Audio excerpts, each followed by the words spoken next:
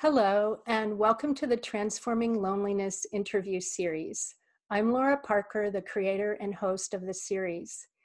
Transforming Loneliness approaches loneliness with fresh and unexpected ways of seeing and responding that cultivate connection, belonging, and love. Today, I'm very happy to be in conversation with Tada Hozumi. Welcome, Tada. Hello. Tada, will you please tell us a little about yourself and your work? My name is Tada. My lineage is Japanese, so that includes, a lot of people think Japanese means monocultural and monoethnic, but it's not true. So we are people that are a mixture of indigenous people to the island of what we call Japan now, and as well as settlers from the mainland, which places where we call Korea and China now. So Japanese people in the present day are a mixture of those cultures. So that's my lineage. I mostly work on Tiohtià:ke, which is otherwise known as Montreal in so-called Canada. And I'm also do a lot of work out in unceded Coast territories. So that would be Vancouver, BC. And yeah, I consider my work cultural somatic therapy. So that means I see cultures or groups of people as having bodies as well. And that means that social change is the healing of bodies, and that our individual and cultural healing are deeply connected and actually inseparable from each other.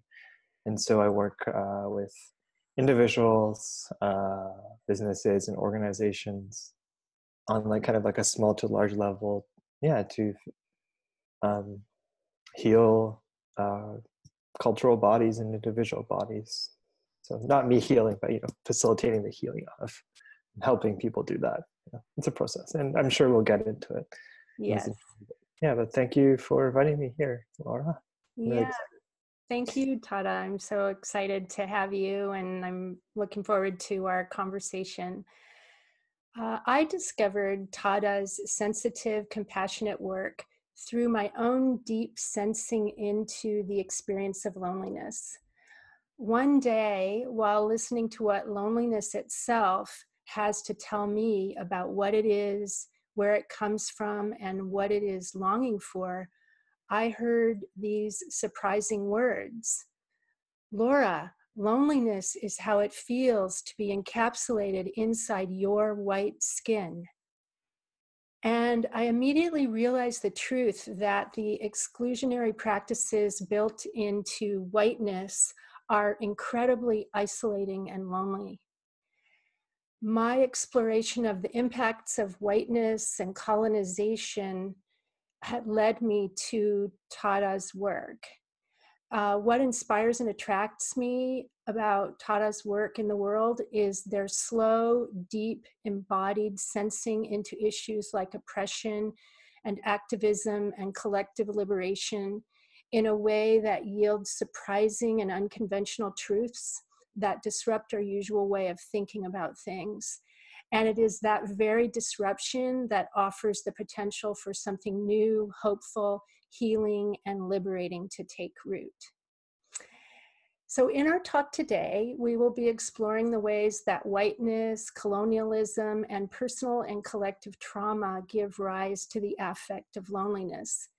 In particular, two aspects of loneliness seem relevant to me. First, the experience of isolation and disconnection. And second, the sense that something vital and necessary is missing. Tada, I understand that you work a lot with white people in politicized contexts. Can you say a little bit about how you came to this work? Yeah, I can. It's a bit of a tough story, but I just noticed a lot of it is personal. I just noticed in communities that were social justice oriented, I still felt like there's always this lingering inability by people who we identify as white to relate to me somehow in a deep way. And there was just at a point which I was like, there's some hard times involved, and I can't say I was perfect in all those hard times, but what it came down to was this idea that if white people, right, can't listen to me, that they're not different from anybody else. That must be because they don't feel heard. So my work took off with that kind of surrender, just saying I can argue about this all I want, but somehow they don't feel heard. And so kind of worked and projects developed out of like, okay, I'm willing to listen. And from that place, kind of my current work has grown out of. So yeah, that's probably how you know me and how you came to know my work. Yes, so it came out of being interested in listening to white people. Mhm. And I, um, can you say a little bit of how you understand what whiteness is? Yeah, and I think that's actually a really important subject because I feel like the people who are listening or watching, following along, are probably already kind of like by that word, especially if you're identified as white, because that kind of puts you in like a position of yeah of implying a lot of things, right? A lot of stuff that you probably don't want to be said about yourself. So something I want to detach a little from each other is a little bit teasing out like what the difference is between having white skin and what whiteness is. So the way I look at whiteness is something like, it's kind of like how we talk about having feminine or masculine traits, right? So whiteness is not actually an individual's essence. It's one of their qualities, and in particularly a toxic quality. And I'll talk about that a little bit, and to make it a little bit more like teased out, is that like medicine, they talk about there's a yin quality and yang quality to all things, right?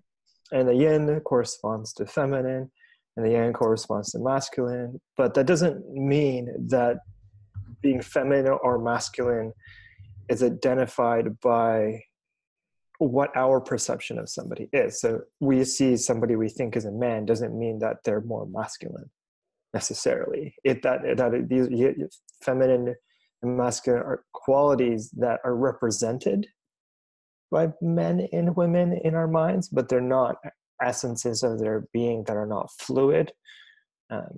And so the way that people talk about gender inside of that is a little bit different too. That's something I want to, and I also forgot to mention. Yeah, I don't identify. I identify as non-binary, so I use them and they pronouns, and so that gender place is like a funny place I often end up and think about. So I forgot to put that in my introduction, so I should say that now because that changes things. But so whiteness is a quality like that, and it's a particularly toxic quality. And what I mean by that is in Chinese medicine, you can have toxified yang, right? So when yang toxifies, it looks a lot like yang is like hot energy, active energy, defensive energy. It can become overly aggressive when it toxicizes. It can become overly rational. It can start building its love structure, so it become overly structural. And that's what I think when I think about whiteness. I think about it as such a quality, and that's represented by white people and white people's behaviors and generalized patterns. But that's different from whether, let's say, a person of color like I can embody whiteness as well, because whiteness is not necessarily fixed to a color of skin. So I think they're a little bit different. And it's important to detach skin color from whiteness a little bit, but also it means basically that I think when we say whiteness is that there's certain patterns that white people are more vulnerable to based on their history and how that history is embodied in themselves as ancestral trauma. It makes them repeat things. And that behavior can also be expressed by people of color as internalized racism. So racism towards self is how people of color, have whiteness in themselves as well, in that sense, right? It's like a transferable energy. So that's kind of how I see it. I think that's really important. Yes, and although I'm new to exploring this topic, one of the things that I've learned that it seems like you just referred to is the way that whiteness historically is traumatic or has a trauma associated with it. And I mean, I know we could spend the whole interview talking about that, but I just want, and I don't want to, you know, follow a big tangent here, but I do just want to name the melting pot and the way that early in the 20th century, many people from all over Europe were encouraged to cut off the uniqueness of their heritage and kind of adopt a certain kind of generic white identity, and that many families chose that, just like anybody might, in order to assimilate and try and assure a better future for their children, you know. And so anyway, that's one of the things I've learned, and I just want to say, if there's anything you want to add about the traumatic aspect of whiteness. Yeah, I mean, yeah, I mean, it's all trauma.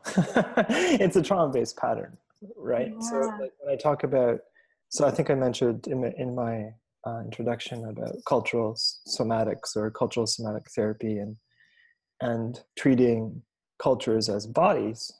So what I understand is that what we call oppression, right, like white supremacy, is trauma patterns stored in this collective body that we're all connected to. So there's these larger unseen bodies that operate and actually have a lot of impact on our lives, but we can't see them, but they have a big impact on us. And so that's kind of how I understand that subject. And so, yeah, whiteness is what I call, and a lot of, I also want to give, acknowledgement to that. A lot of this line of thinking has been done by a lot of indigenous folks, especially social workers and therapists, because it's relevant to them. But what I came to my work on my own, but I recognize as a lineage and acknowledgement to folks who are doing this work. But something called, what I refer to as cultural attachment. So whiteness is a result of a cultural attachment trauma. So what that means is that in the collective body of European descent people, there's a deep attachment trauma of having been cut off by imperialism, right? That's the name it was known at that time, from their ancestry. So there's like a broken line, and that attachment trauma, like we know, when attachment trauma and adult power combine. So in a collective sense, when attachment trauma and positional privilege combine, then violence happens, right? It's not that trauma always equals violence, but what happens when our childhood patterns meets power that's when we get into trouble, and power that cannot be held appropriately. So whiteness is that particular trauma pattern is how I understand it. Yeah. And so it seems like what you're saying is that imperialism is the root of this trauma that cut white people off way back in history. So-called white people. At that time, the concept of whiteness, I think, didn't exist. Yeah. But it may have, actually. Oh, it may have. Okay. I would say it may have, because there's people, like some people are whiter even in Europe, right? Yeah.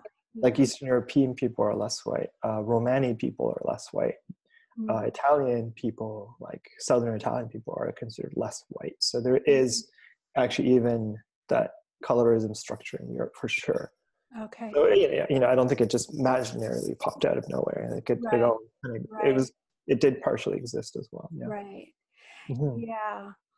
Okay, so there's so much we could say, where we could say just about that, but I kind of want to shift to, and I'm sure these two are really related, is colonialism, and how you also approach colonialism as trauma. And can you say a little bit more about colonialism? Right. Yeah, I mean, and I think what we want to put in front is like white colonialism, because there's different types of imperialism that has happened, you know, like various warring states have invaded one another, you know, whatnot for centuries. But the particular thing about white colonialism is that there's a moment where a lot of European communities and cultures take it upon themselves to export that trauma outside of themselves. So just like, you know, because I see cultures as bodies, and that means I see cultures as people. It's that the colonialism is a way of repeating that internalized cultural attachment trauma with other people, with other cultures, as you know. So it's like white culture encounters these other cultures and repeats their trauma narrative with them, just like we do in relationships. It's not any different, right? Like when we have wounds from our childhood, we get into intimate relationships, and then we realize we're repeating those same patterns that we're used to from childhood. It's not, you know, it's not a surprise. So I see really colonialism as like a mechanism for that.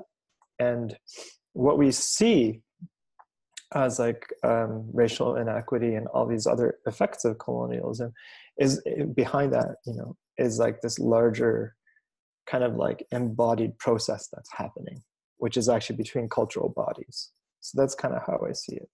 Yeah. And so then how does this trauma affect our individual and cultural nervous system?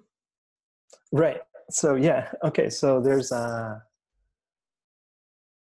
guess I'm a little bit like, do the people following know what the cultural nervous system looks like? So I feel like I start with a little bit of like a description of that. So, you know, when I say cultures have bodies, what are those bodies made by? Those bodies are made by individual people who are in a relationship with one another, right? And in each relationship we have, there's like a dance of nervous systems, right? Like each relationship. So when two people connect, you start breathing in relationship to each other, you start moving in relationships to each other. Everything you start to do is in relationship to one another.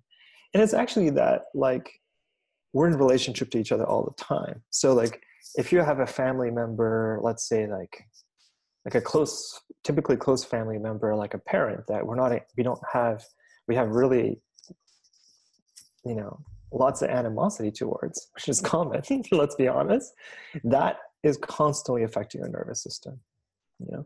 So there's that relationship we have between individual nervous systems. When you look at the network of those relationships and you see that each relationship is like a synapse, from that you start to see a larger cultural nervous system. And that's what I call the cultural nervous system inside of the cultural soma, right? But the cultural body is actually kind of invisible. It's not seen. It's an unseen body that's actually right. You can't see it because it's actually the sum of the relationships, and it's more than the sum of the relationships as things are, right?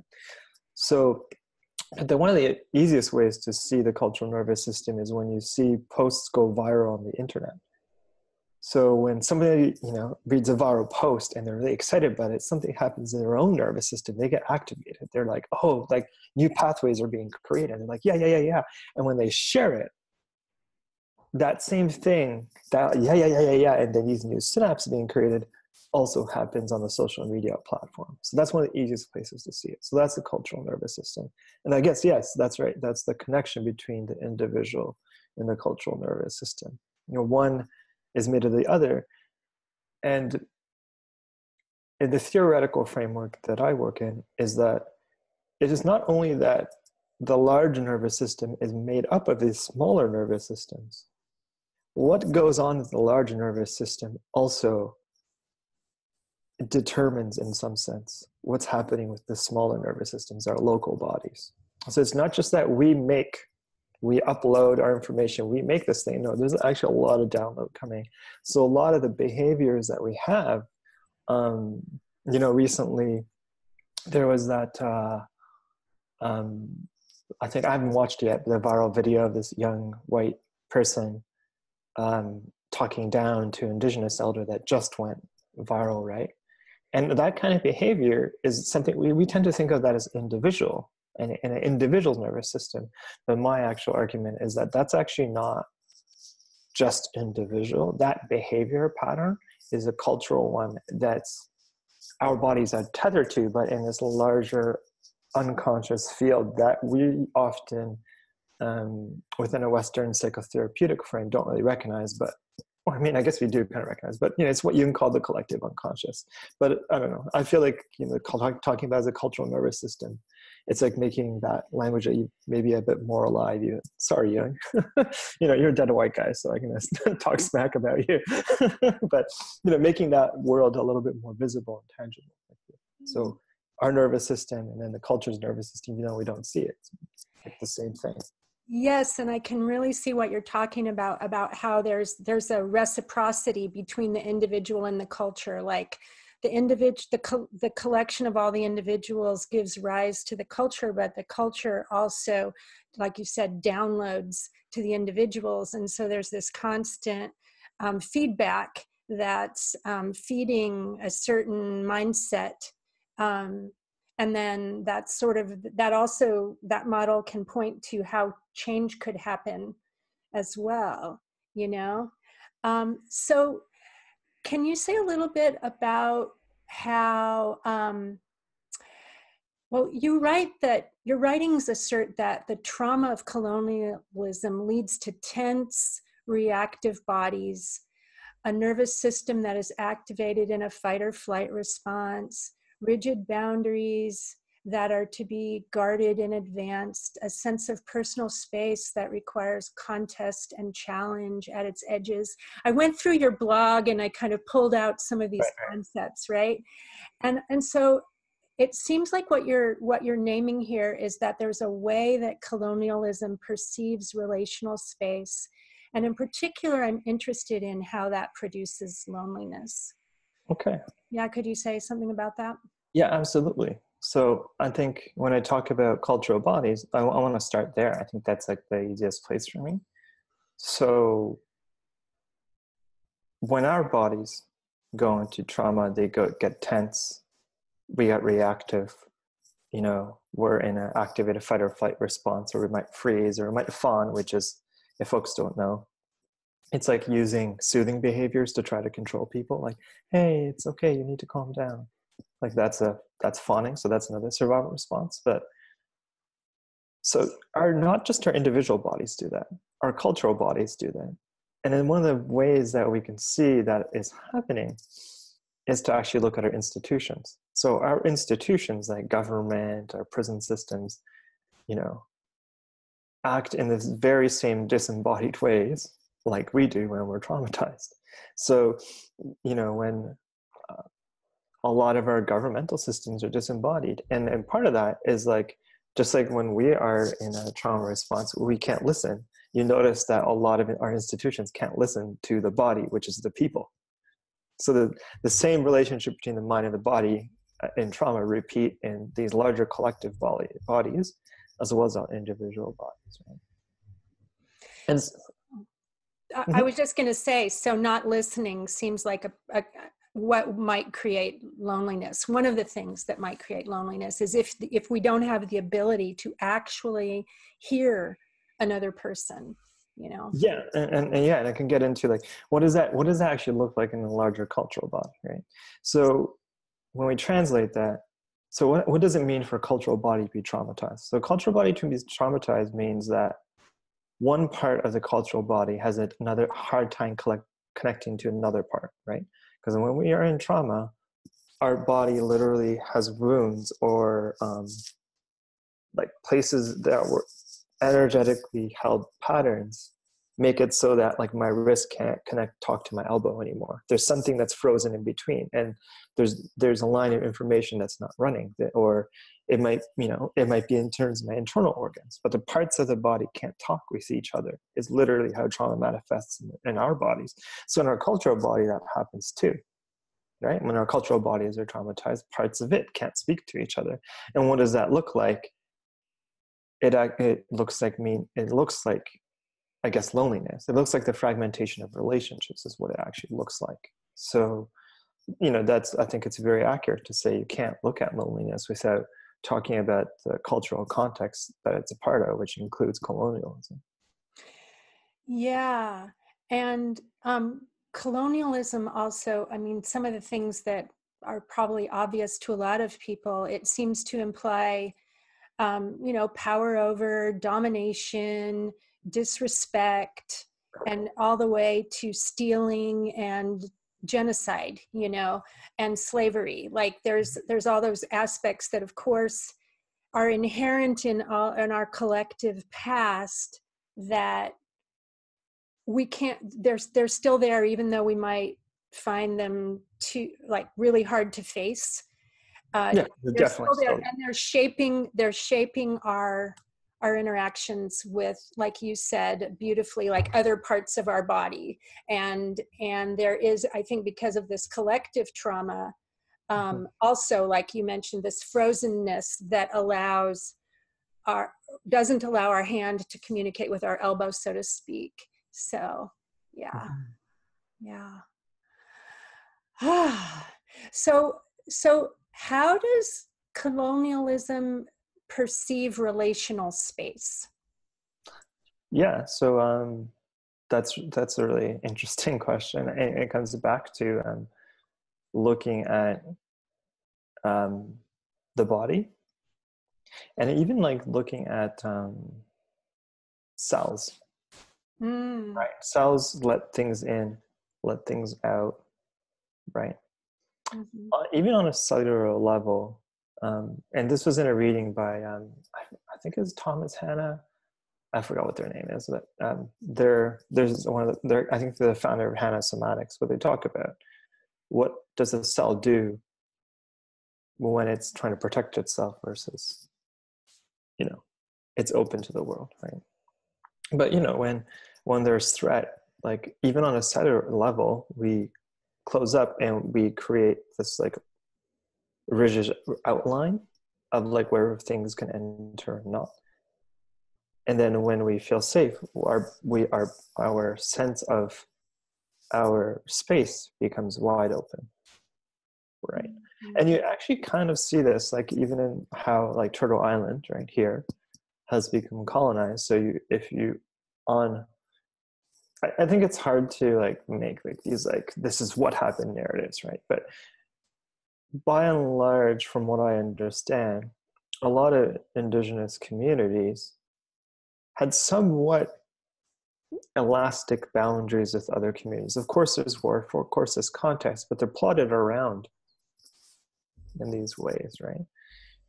And now what you look on like a grander scale is like this rigid outline of a border where people are not allowed to pass without the central white governing body. So if you really look at that as a cell structure, that's what it's really doing. It's really, really heavy regulation of what passes in, what passes in, and what passes out.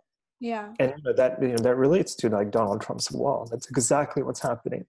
And For then sure. it exactly repeats how we handle relational space on a personal level when we're acting from a trauma place. Because when Yeah. we're in a trauma place, we relate to our sense of space. We try to push out in ways, trying to create like a safe container for ourselves. But often when doing that, we start wars what I call wars at the border of our personal space.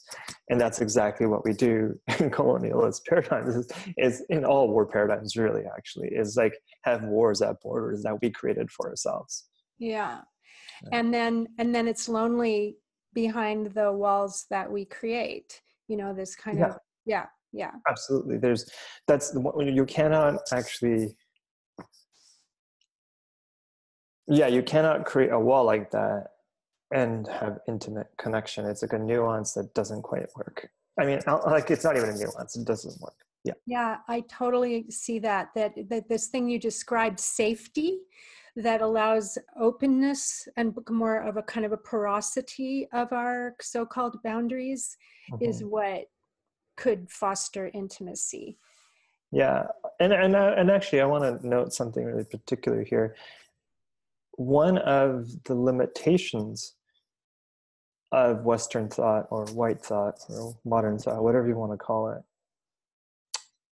and especially Western somatic psychotherapy, if I'm going to call up my own community, is that in Western thought, we're really good at figuring out how to manage trauma. We're not very good at knowing the body. We don't know the body's mystery well of connection. Right. This is actually like, I feel like that is a more ancestral, older knowledge piece. So one of the technologies we don't realize about the body, right? And it's not really taught in Western somatics, is that bodies connect better, and it's actually easier to protect your space when we act from a compassionate place. This is kind of like a Chinese, Asian, Japanese. I mean, I don't want to limit it to those nations or even talk about those, but it's like a general like Asian energy medicine, martial arts understanding of the world, is that you're actually safer in relationship when you create a sense of internalized safety and act in the world in a compassionate way. It makes the world safer. And that's actually one of the ironies of humans, is that like, it's one of the ironies of being human, that there's a bit of disciplining and practice that it takes for us to be ourselves in a whole way, I think. And that's it. I think, how we talk about even things like boundaries or trauma in Western psychotherapy, it's still managing the pain, Right. but doesn't know necessarily well the technology of connection. That's something that the older traditions know better. I hear you, that the technology of connection and the technology, I think that's connected to nourishment, like inner, like core nourishment from the so your boundaries kind of come from the inside out, like rather than the outside in. And this dovetails beautifully to the next topic, which is ancestral trauma and loss of culture. And so you were just referencing your ancestral lineage when you were talking about this wisdom. Mm-hmm. And so let's see, I'm just looking at my questions here. So I think that your work with ancestral trauma suggests that one thing that is missing is the connection to nourishing and life-affirming culture. One thing that is missing in whiteness, and it's not just white people. I think people all over the world have been cut off from their nourishing and life-affirming original cultures. And you have written that the trauma of being separated from culture is experienced as a kind of dissociative amnesia, a longing for an absence that can barely be named. And I think that really dovetails with this aspect of loneliness, as something is missing, but we can't quite put our finger on it. We kind of wander around feeling like there's just something absent or hollow in how it feels to be a human. And I don't know how much of this is shaped by my own whiteness and how much of this is shared by other cultures. I can only speak from within my own skin here. But anyway, this feeling like something's missing. And I guess what I'd like to hear from you is, how does ancestral trauma and the loss of connection with what you call radical and intersectional white ancestors reinforce white isolation and loneliness? Or it doesn't have to be just white. Perhaps you could speak more to in general, but Sure. yeah. Yeah. Like the words radical and intersectional sound like, whoa, to some people. Yeah, right. I had to do my research on that. Like, what does that mean? Yeah. Yeah. So like for justice embedded people, they're like, yeah. And then for some other folks, it might be like, whoa. But I think the key is just white ancestors who know how to relate to other beings. And when we just talked about the technology of relationship, right? Yeah. So it's people who still, or not, yeah, like people in our lineages, or people, or like entities that represent our lineages, that can still tell us about the technology of relationship, which is our body, right? Which is an embodied technology, right? So it's radical intersectional sounds like a lot of like, like jargon perhaps, but what it really means is people who know how to be in relationship well, especially along like racial, cultural, gender, class, and other like lines that we talk about in justice. Can you say what does that mean to be in relationship well? Like what have you learned about what that means?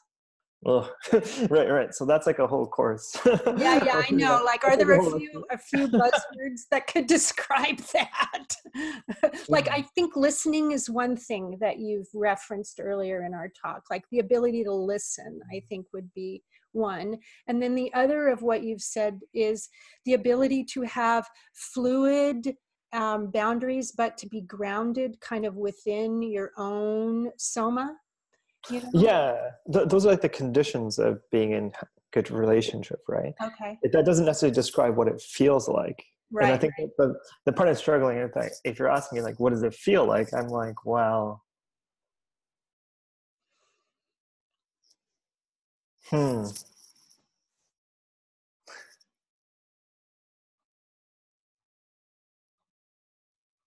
There's I can get into so much nerdy body technology, yet there's distinct moments in our lives where we feel completely present to what's in front of us, and the world shifts because we are present. Yeah. It's the Totally. technology of being able to do that. So what steps it up for humans is to be able to be in that presence, like to be present in that way, presencing that way, even when there's threat. Yeah. This is the human technology part, is to be able to do that even when under possible like incoming threat, or which could be imagined or real, we don't know. Yeah. And so that is a very important skill. And I think you named it beautifully, that there's something about that presence. And when we have those moments, we know it, that something shifts in that moment. And I would imagine that in those moments as well, loneliness doesn't exist. Um, Right, because in that sense, loneliness is based on an illusion that we're separate. So when we undo that illusion, loneliness goes away, yeah. because loneliness is an illusion that we're separate, and the behaviors and patterns that we have based on that illusion assumption. Yeah. And so, oh, wow, that I'm just feeling it somatically what you're talking about. Like this, it felt just like my own space just got bigger. Yeah, and I think something happened just right now, for sure. Yeah. Yeah. Yeah. Mm-hmm. So, there's so many more things we could talk about, and I feel like we need to go a little bit into um, just kind of not expanding more, but now kind of getting a little more focused. Yeah, we just expanded really big there. Yeah. Yeah. And so there's two more things. One is you mentioned you have written that you see decolonization and healing from trauma as spiritual work. Mm. And can you say something about what you mean by that? By spiritual work? Yeah, I mean, I think part of me is like, is that the road we want to go down right now? But What road would you choose? Because we I don't think, have to go down that road. okay, I think I'm thinking like, let's chase the embodiment road, Okay, let's chase because the I feel like that addresses it. Okay, It's like we don't. It's like that's already part of the soy sauce. We just need to pour it. So that's okay, implied. cool, Yeah. cool. So let's go down the embodiment road. Would now be a good time to do a practice, or for you to share something about what you mean by gut brain and how and that, or did you have something else in mind? Yeah. No, I think that's the thing. Like when I think of And that's why I wanted to chase the embodiment road, because when people ask about what is the ancestral trauma, how can we like really encapsulate, define it? And what's the trauma of colonialism? The connection from culture, the loss or has been lost, our relational technology and our body has been lost. And the very key, as far as I understand it, in terms of my ancestral lineages and my practices, the very key to understanding it is to understand gut brain. The gut brain? So, yeah, the word is called hara in Japanese, and it's not an organ. It means stomach, but it's not an organ in the anatomy sense. It's a spiritual center that lives in your abdomen and pelvis, that kind of lower belly area. And so the relational technology of connection is all held there in our understanding. So this is the reason why I wanted to like, hey, let's actually go to the embodied thing, because what white people generally don't have or white culture doesn't have, it has a very, very weak lineage connection to that center in our body. Right? There's very little mention of it. There's very little understanding. So we locate it all up here, right? Yeah, we locate it here. Uh-huh. We locate it here. Mm-hmm. But if you look at cultures that are cultures of color, there's a lot more importance on the abdomen and pelvis area. Mm-hmm. Right? And when you look at images of like witches, or people who are called witches, or the devil, or evil things within European history, you often see that people are crouched down, right? There's like a hunching that people do. So their bodies fold at the pelvis.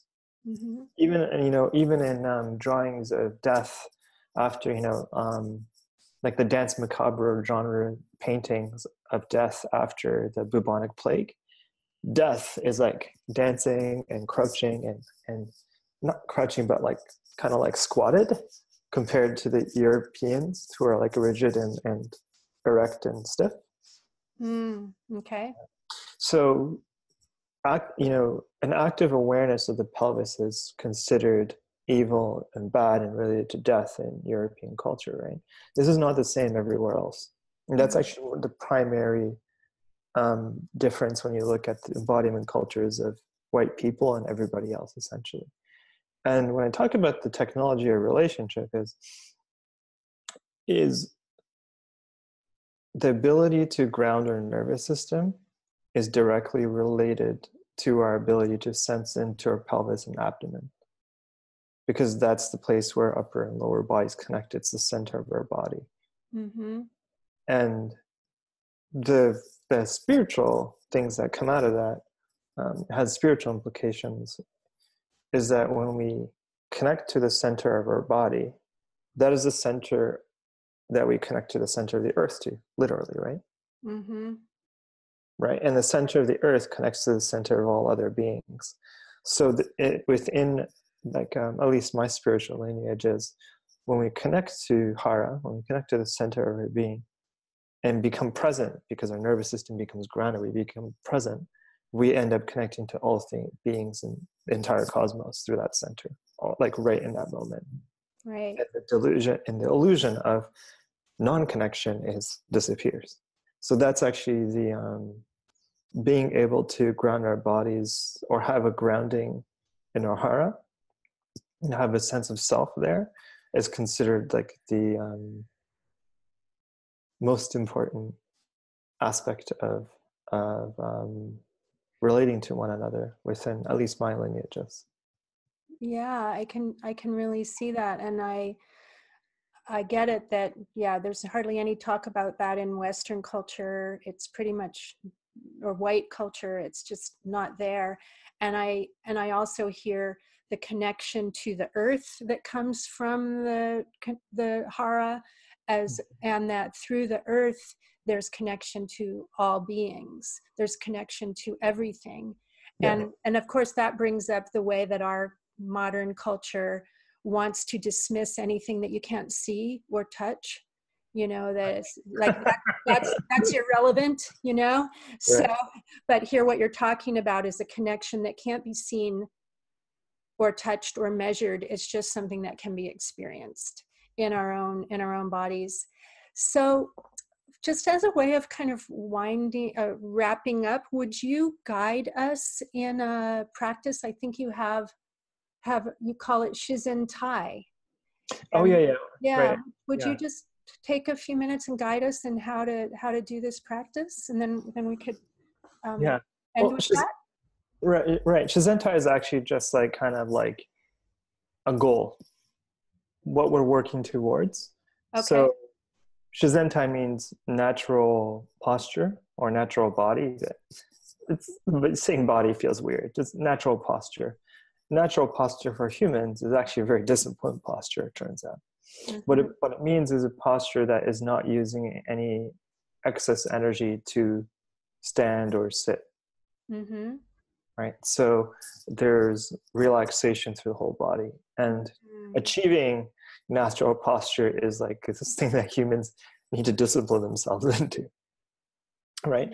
And of course, in achieving this relaxed posture means confronting all the traumas that keep your body tense. So those have to be released over time. So that's the kind of thing that we keep moving towards. But So this is a lifelong practice. So what you're going to tell us is how to do something very simple now, but it will reveal its mysteries and its healing, nourishing aspects through repeated practice. yeah, Yeah. yeah, Yeah. yeah. So the one of the keys to developing Shizentai is cultivating your hara, so your sense of awareness of there being intelligence, emotion, thoughts in your abdomen. So that and that's the door. That's literally the door through which the spiritual and physical worlds kind of like meet one another. And so, yeah, Mm-hmm. let's do a Yeah. little practice. Okay. So I invite you if you follow along to warm up your hands.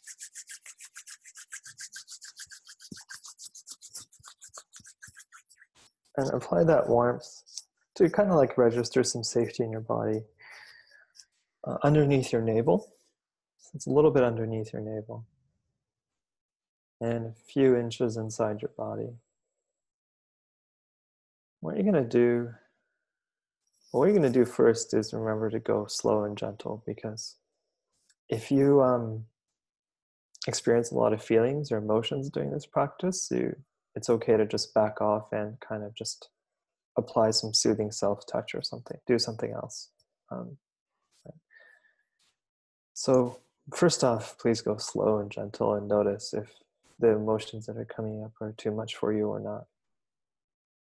But if it feels okay, I invite you to imagine there's a glowing ball in your lower abdomen, sitting kind of inside your pelvic bones. This glowing ball slowly expands with every in-breath through the nose and dissipates and contracts on her out-breath through her mouth or nose. So that's all. So just really imagining that there's this glowing ball there.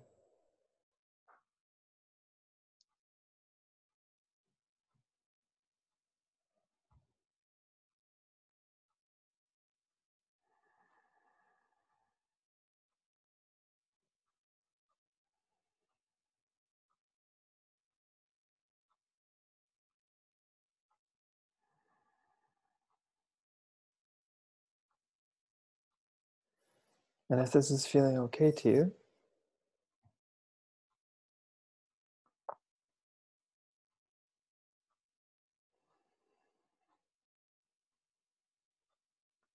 I invite Yeah. you to just, yeah, okay. I invite you to just let the ball breathe on its own now. So your imagination is breathing for you. You're not controlling it with your breath. it's controlling your breath instead. And that might have a different rhythm.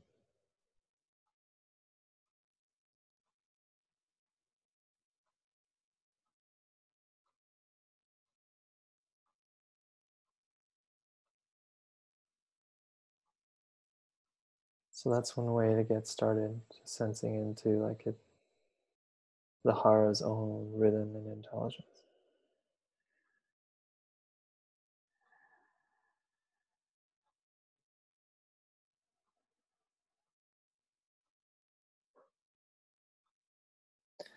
And it's said as you slowly work on your awareness of this part of your body, you start having less thoughts in your mind and more thoughts in your tummy. Mm. And you become less threatened. So Mm. fear starts to dissipate.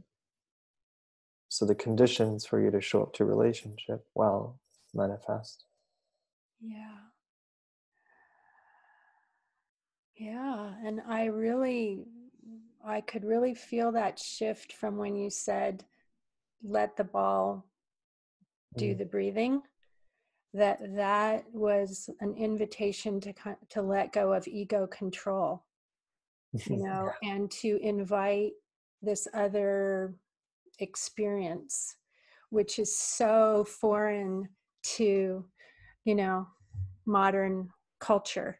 We're all about ego control. Mhm. So, and I love this because my experience is that when we invite this other intelligence to speak, we have access to so much more wisdom, nourishment, resource, support, and intimacy and connection. So, Yeah. yeah. Thank you, Right. Tada. Yeah, thank you. Yeah, thank you so much for joining me. And is there anything else you'd like to say by way of wrapping up, or anything also that you'd like to let our audience know about how they can find you, how they can connect with your work? Yeah. Yeah, I can be found at selfishactivist.com. And yeah, that title is actually a play on this idea because it's actually the center of self that connects you radically to other beings, which is the paradox of being human. That one of the things that we're trying to solve in a sense. And so the name of the website kind of comes from saying that in a kind of jabby, jokey way, because it doesn't make sense an activist is selfish unless you understand that in the body it means the same thing. Beautiful. I love the way the name of your business embodies how you're trying to approach your work. So Mm.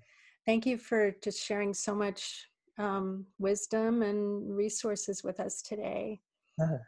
Thank you for chatting me up. It's a real pleasure.